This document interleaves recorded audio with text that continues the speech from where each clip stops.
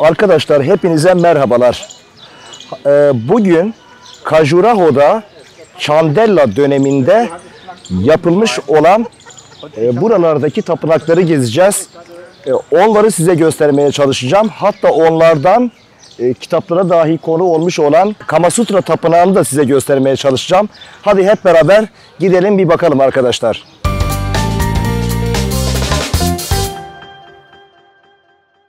Arkadaşlar Khajuraho küçük bir yer fakat tozlu topraklı bir yer değil yani. Hindistan'ın diğer şehirleri gibi tozlu topraklı değil. Kalabalık değil yani sakin bir şehir. Khajuraho civarında 9 ve 14. yüzyılları arasında hüküm sürmüş olan Chandela Hanedanı döneminde 21 kilometre karelik alanda 85 tane tapınak inşa edilmiş. Hanedanın parlak yıllarının ardından tapınaklar da tamamen unutulmuş arkadaşlar. Doğanın ormanlarla kamufle ettiği alanda 1800'lü yıllarda İngilizler tapınakları yeniden keşfetmişler. Ne yazık ki bu tapınaklardan bugüne kadar sadece 25 tanesi ayakta kalabilmiş.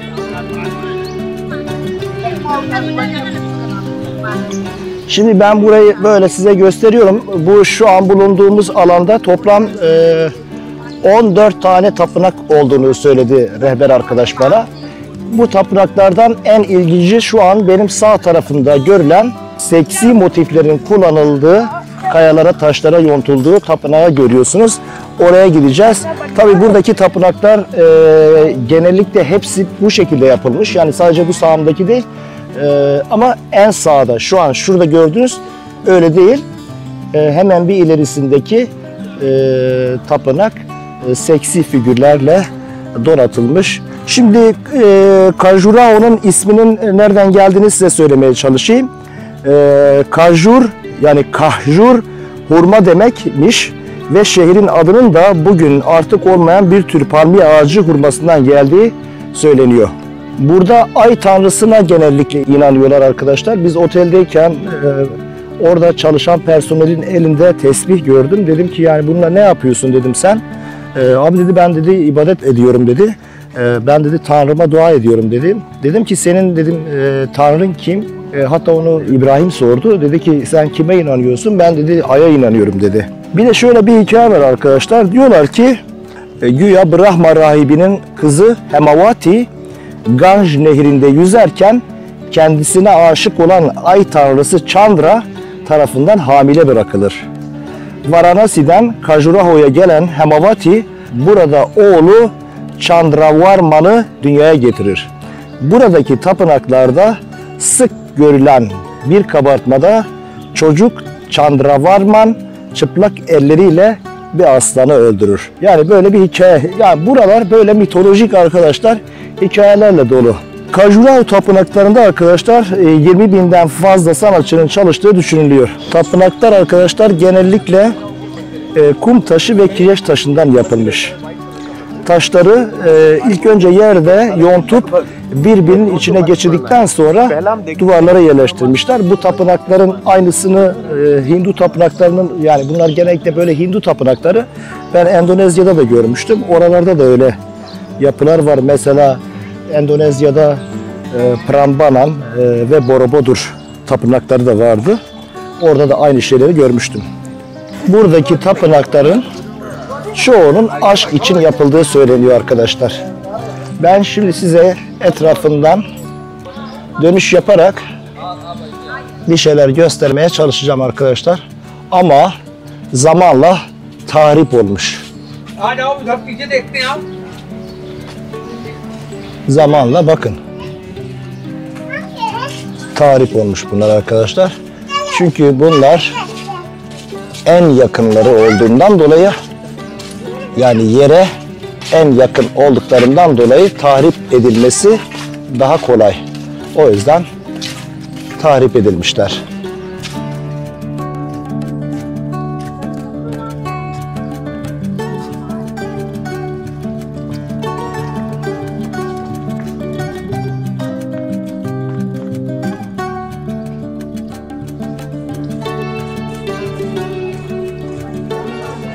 Yani çok güzel yapılmış arkadaşlar. Yani baktığınız zaman 1000 yıl önce bu tapınağı nasıl yapmışlar?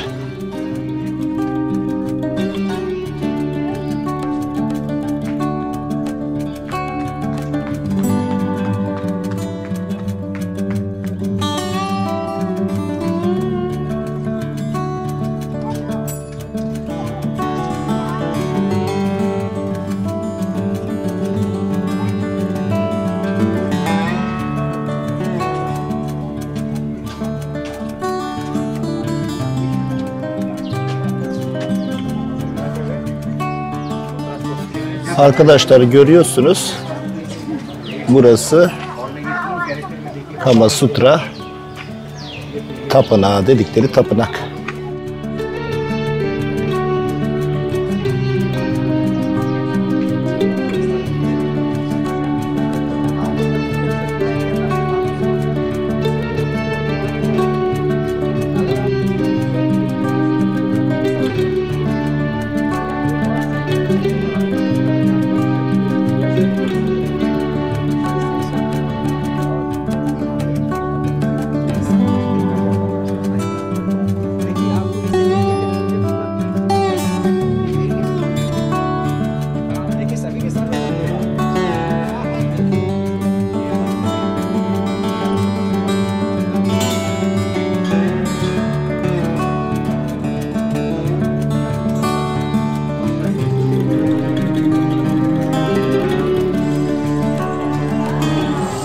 Burası da tapınağın ana girişi arkadaşlar.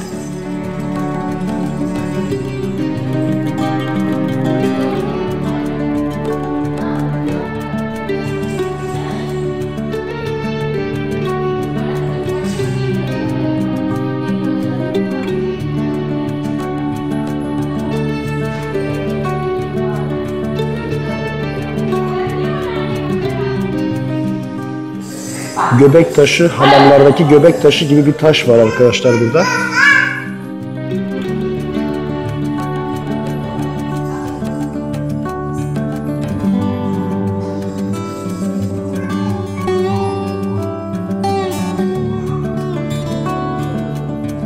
Burası bir hayli karanlık bir bölüm.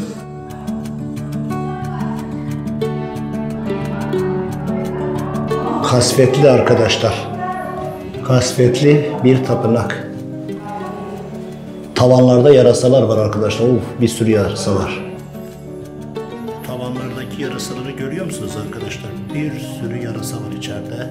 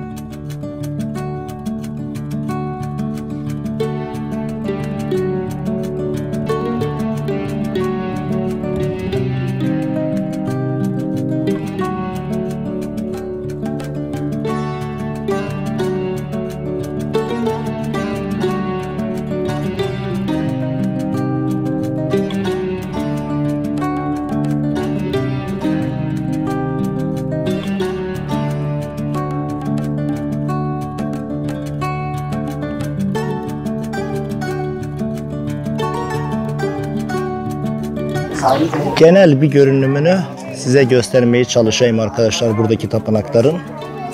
Mesela bakın, bu farklı bir tapınak.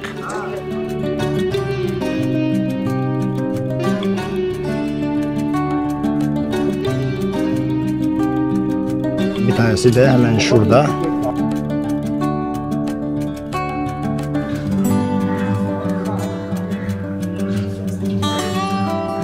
Tarihe, sanata meraklı olduğumdan dolayı bu tür yerleri görmeyi seviyorum. Yoksa özellikle bu tapınak için buraya gelmiş değilim.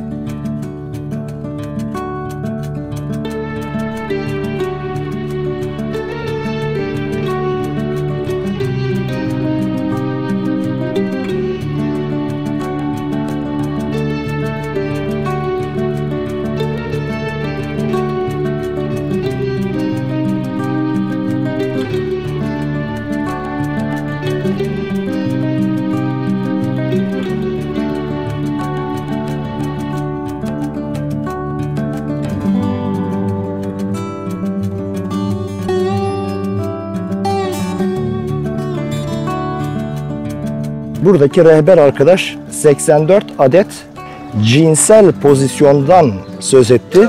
Bu pozisyonların kimisinin baş ağrısına, kimisinin böbreklere, siyatiğe, efendime söyleyeyim migrene, astıma şifa verdiğini söyledi.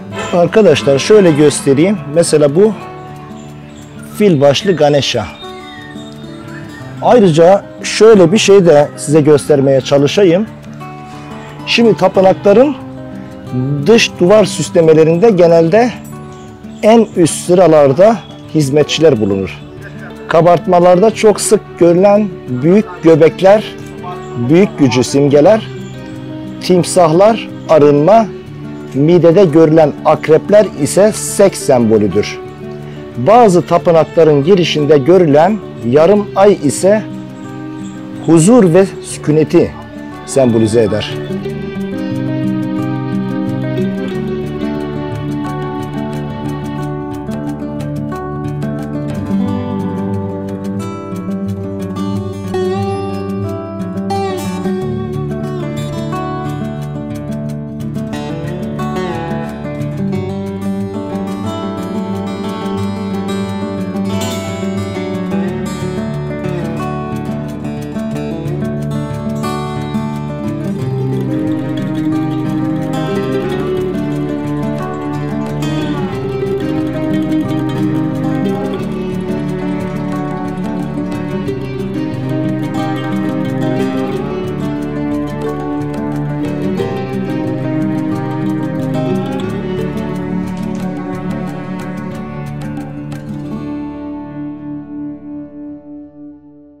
Arkadaşlar hepinize tekrar merhabalar. Gördüğünüz üzere buradaki tapınakları hepsini bugün gezdim. Khajuraho seks tapınakları ya da bir diğer adıyla Kama Sutra seks tapınaklarını hep beraber gezdik. Size buradaki manzaraları göstermeye çalıştım. Umarım beğenmişsinizdir. Burada bulunan tapınaklarla ilgili söylemek istediğiniz yorumları lütfen videonun altına yorum olarak eklemeyi, videoya like atmayı unutmayın. Ayrıca kanala abone olursanız çok sevinirim. Kendinize iyi bakın. Allah'a emanet olun.